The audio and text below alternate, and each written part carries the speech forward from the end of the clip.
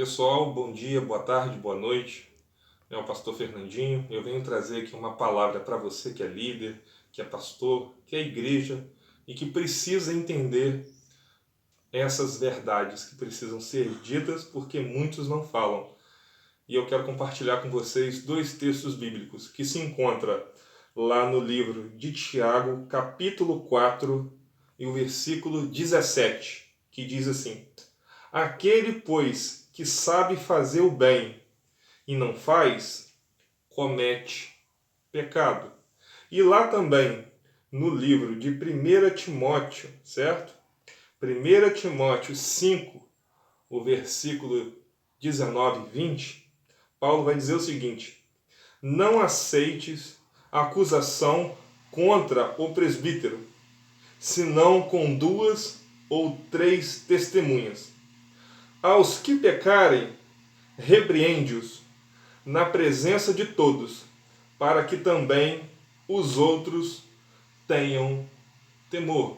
O apóstolo Paulo está ensinando aqui Timóteo, aqueles líderes, aqueles presbíteros, aqueles anciãos que pecarem, para poder realmente repreender na presença de todos, se for possível. É claro que é com 2, 3 primeiros e depois, se for preciso, na presença de todos. Mas vamos lá. Vamos falar primeiro da omissão. Gente, a omissão é um pecado tão sutil que às vezes você está cometendo, ou eu estou cometendo, e nós achamos que nós não fazemos isso. E eu quero dizer para você que muitas vezes nós fazemos, e nós temos que abandonar esse pecado. Por quê? Porque eu conheço muitas pessoas, gente, que são líderes de célula, que são pastores, certo? Que vão para os púlpitos, pregam, é uma beleza. Mas na hora que tem que sair e ir visitar aquela pessoa que perdeu um ente querido, ou ir fazer uma oração na casa da pessoa que está precisando de ajuda, eu não estou falando que a gente tem que fazer tudo para todos. Eu estou falando para aqueles que necessitam da nossa presença em momentos complicados e difíceis da vida. Eu já vi líderes, gente, da gente tocar o assunto de certas e determinadas pessoas que estão passando uma dificuldade muito grande e as pessoas e esses líderes fingirem demência e saírem de perto de mim, porque não querem visitar a pessoa que está passando necessidade, e isso é pecado. Isso você não deveria fazer, porque Deus não te chamou só para pregar, Deus te chamou para pastorear, e seja lá se você é pastor titular, se você é pastor auxiliar, se você é líder de célula. Se Deus te chamou para fazer isso, é para você cuidar de vidas, e você tem cometido esse erro em específico. Tome cuidado, porque muitas vezes nós, líderes, que saímos aí para pregar, gostamos, né, de receber lá a oferta, o elogio, né, que a pregação foi uma bênção, né? É bênção, né? Graças a Deus por isso. Mas, na hora da gente tirar do nosso bolso, na hora da gente ir, eu não estou falando específico de dinheiro, na hora da gente ir na casa da pessoa, usar o nosso carro para poder servir a pessoa que tem deficiência e não tem condições, ou até mesmo o carro, ou o carro da igreja, né? Tem muitas igrejas aí também que tem ônibus, né? Às vezes nós não queremos. Por quê? Porque aquela pessoa é pobre. E você acaba ajudando as pessoas que você o quê? Que estão perto de você, e você acaba não ajudando o pobre coitado que precisa de ajuda. Gente, tome cuidado, porque nós gostamos muito de pregar e falar a verdade para todo mundo. Mas quando é para a gente, às vezes a gente não gosta de ouvir, sabe? Tome cuidado, porque você pode perder pessoas que te admiram, e por causa desse pecado, Deus pode pesar a mão sobre você. Claro que é para te corrigir e te transformar numa pessoa melhor, mas tome uma decisão hoje de mudança de vida, sabe? Porque, gente, vamos falar a verdade.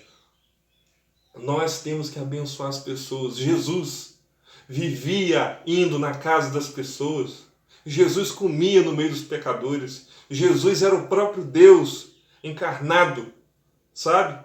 E vivia no meio das pessoas. E tem gente, que quer viver só pregando nos púlpitos e não dá valor para as pessoas. Gente, isso está errado. Gente, isso tem uma coisa que me admira muito, e eu quero caminhar para o final para vocês entenderem onde eu quero chegar, não é? Uma igreja que eu tenho um carinho e um respeito muito grande, a igreja do pastor Davi, que foi também do meu amigo pastor Glicério, né? Que ele foi auxiliar lá na Igreja Batista de Viçosa. Eu quero dizer para você aqui que a igreja, quando me convidou para pregar, não foi o que eu admirei, não foi a oferta que a igreja me deu, que foi uma bênção, certo? Não foi no lugar onde a igreja me colocou, sabe? Para poder hospedar eu e minha esposa, que foi no melhor hotel de Viçosa. Não foi isso. Eu fiquei admirado também com os cartazes, né? De muitas pessoas que eu nunca vi, falando que o pastor Fernando iria pregar no aniversário da igreja deles no ano passado. E nós fomos, eu fui, eu e minha esposa. Não foi isso que me admirou sim, porque eu me senti como se fosse o Hernandes Dias Lopes, né? Muitas pessoas ali com meu cartaz que eu iria pregar. Não foi isso que me chamou a atenção também, no máximo, apesar de ter ficado admirado. Mas o que me chamou mais atenção depois que eu preguei sábado e domingo, no domingo, eu e minha esposa, né?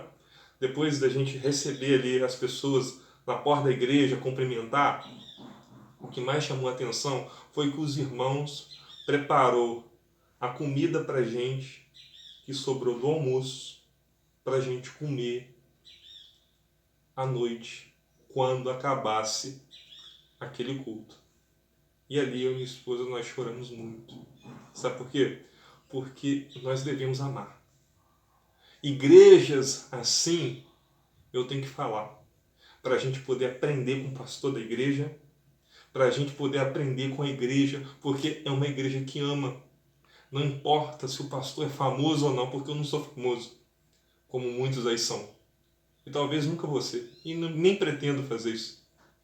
Mas eu quero sim amar como essa igreja, amar como esses pastores e amar como Jesus amou, que olhou para o próximo e abraçou de uma forma tão linda, coisa que nós muitas vezes não fazemos.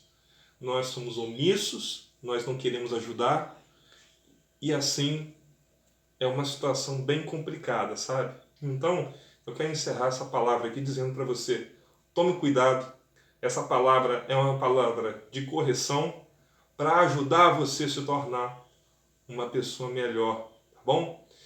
Que Deus realmente abençoe a sua vida, que Deus derrame graça e que você consiga enxergar que você precisa de mudança de vida, porque você não é melhor do que ninguém. Deus te abençoe.